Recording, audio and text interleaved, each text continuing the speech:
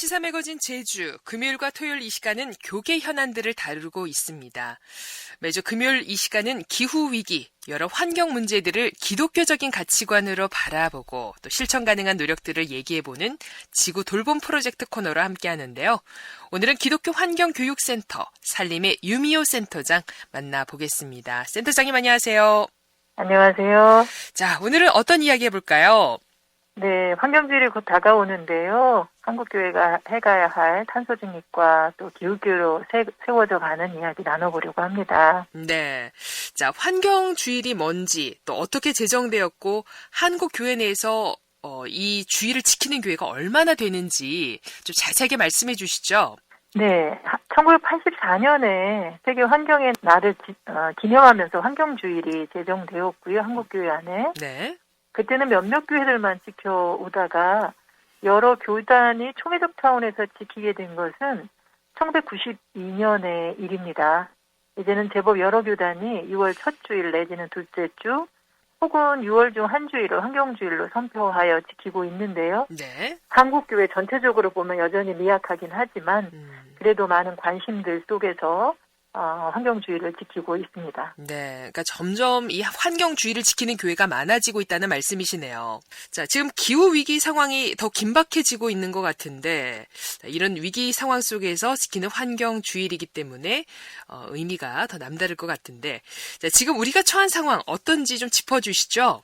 네, 세계의 많은 사람들이 비상사태를 선언할 상황이라고 말을 합니다. 북극 빙하가 녹아내리고 사막화나 기후 재난 등 이산화탄소의 농도가 이미 지구가 지속 불능하다고 하는 수준에 가깝게 420 ppm을 넘어섰는데요. 이대로 가다가는 산업화 이전보다 많게는 4도까지도 올라갈 수 있다고 하는데 그러면 해수면이 상승해서 최대 7m까지 상승할 수 있고 지금의 이상기후에 대한 재난 등 미래가 암울하다 이야기를 합니다. 최근에 IPCC 가장 권위 있는 기후변화에 관한 이야기를 하는 곳인데요.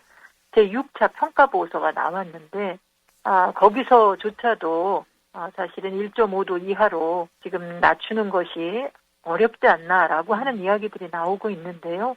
하지만 그래도 아직 기회의 시간이 이제는 7년 정도 남았다 이야기를 하고 있어서 포기해서도 안 되는 그런 상황에 우리가 있다고 할 수 있습니다. 네. 계속해서 끝까지 기도하고 행동해야 하리라 생각을 합니다. 네, 그렇네요.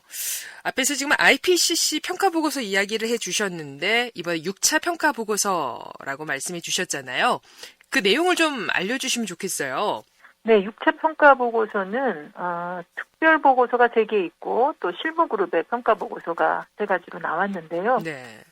지구온난화 1.5도 보고서, 그리고 기후변화와 토지 보고서, 해양과 빈권 보고서가 나와 있고요. 또 무엇보다 세계 여러 나라의 기후 협약이나 정책을 결정하는 3가지의 실무그룹 평가 보고서가 나왔습니다, 이미. 이제 9월에 최종 보고서, 종합 보고서만 남겨두고 있는데요.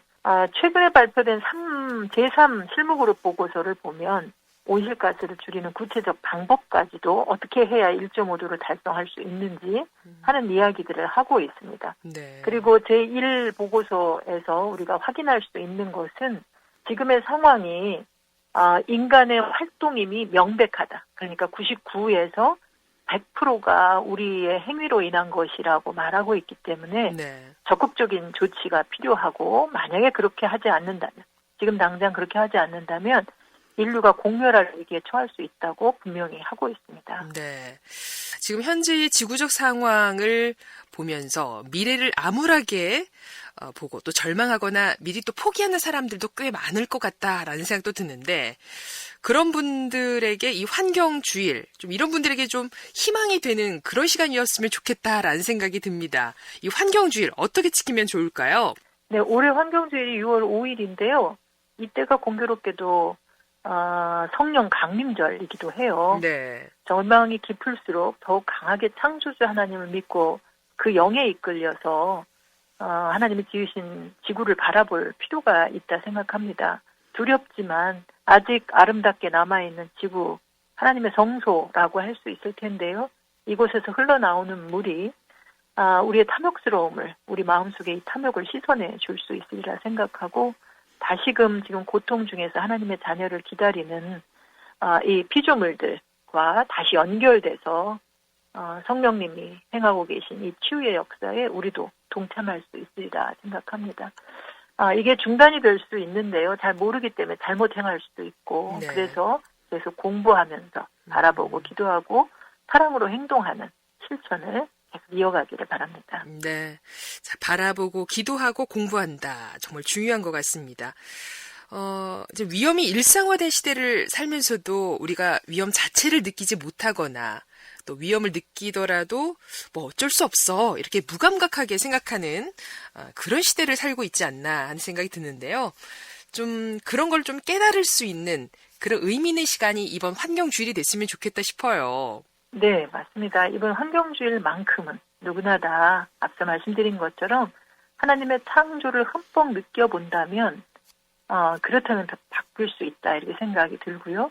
그리고 하나님의 허락하신 그런 삶의 경계선들이 있죠. 처음에 선악과와 생명나무를 건들지 못하게 하셨던 것처럼 우리의 필요라고 하는 것을 충분히 묵상하면서 어디까지 우리가 누릴 건지, 그리고 함께 살고 있는 생명들도 함께 누릴 수 있고 생육하고 번성할 수 있게, 인간만이 아니라 모든 하나님의 창조물들이 누릴 수 있게 하기 위해서 환경주의를 어떻게 지내야 할지를 남이 가르쳐주는 방식이 아니라 스스로 찾아보면 좋을 것 같고, 그것이 환경주일만이 아니라 6월 한 달 내내, 그리고 1년 12달, 그러한 날들이 될 수 있도록 마음가짐을 가져보면 좋겠고요. 네. 그러면 우리가 지구에게 절망하고 있는 것을 넘어서서 희망을 노래할 수 있겠다 생각합니다. 네. 우리가 조금 더 매주일을 그렇게 예배하고, 뭐 환경주일뿐만 아니라 매주일을 그렇게 예배하고, 또 그런 삶을 살아내려면 우리에게 가장 필요한 건 뭘까? 무엇부터 해야 할지 좀 안내해 주시면 좋겠어요. 요즘은 그런 생각해요. 하나님이 지으신 모든 교회는 다 녹색교회, 하나님이 지으신 것이기 때문에, 창조 연충을 입은 교회이기 때문에 그런데요. 다만 이 시대에 탄소 제로라고 하는 사명이 있으니 부족하지만 탄소 제로 녹색교회를 선언했으면 좋겠고요. 그 선언에서 시작해서 얼마나 우리가 본질과 사명으로부터 멀리 떨어져 있는지를 자가진단해보는 일이 있었으면 좋겠습니다. 그러면 부족한 것을 채우기 위한 움직임들이, 행동이 일어날 수 있다고 생각을 합니다. 네. 지금 앞에서 이제 자가 진단을 할 수 있다라고 해주셨는데, 자, 자가 진단은 어떤 내용으로 되어 있는지도 좀 소개해 주시죠. 네, 자가 진단지를 무료로 지금 배포하고 있는데요. 네. 오프라인으로도 받아서 할 수 있지만 간편하게 결과값을 보기 위해서는 온라인으로 링크로 전달되어 있는 것들을 보시면 훨씬 좋습니다. 기독교환경교육센터 살림의 블로그에 오시면 진행할 수 있는데요. 개인이 지구를 몇 개 사용하고 있는지, 일상 전반에서 내가 지구에게 얼마나 영향을 미치고 있는지를 살필 수 있고요. 또 교회 건물에서부터 에너지 사용, 그리고 쓰레기 배출하는 거, 먹거리 먹는 것 등등 교육하고 예배하는 것까지도 얼마나 지구 친문화적으로 창조주 하나님과 가깝게 있는지 하는 것들을 살펴볼 수 있게 하는 진단이 되어 있습니다. 네. 진단이 평가받고 누구를 지적질하기 위한 것이 아니라 스스로가 아까 말씀드린 것처럼 얼마나 멀어져 있는지를 살핌으로써 하나님 앞에 무릎 꿇고 거기에 제시되어 있는 것 중에 필요한 것들을 목표로, 전략으로 세워가면서 실천하게 하는데요.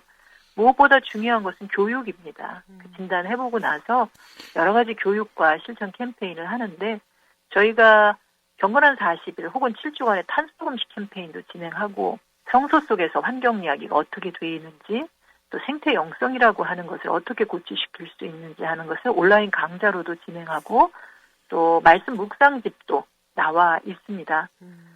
이런 또 환경 선교사 과정도 양성을 하고 있는데요. 이런 일들이 언제든 요청하면 저희가 직접 가서 개최해드리기도 하고, 또 지역교회 연합으로 개최해서 선교사들이 양성되어서 교회 안에서만 머무는 게 아니라 지역사회 안에서 연합함으로 실질적으로 이 기후위기 시대의 탄소 중립을 이루어갈 수 있도록 그렇게 돕고 있습니다. 네.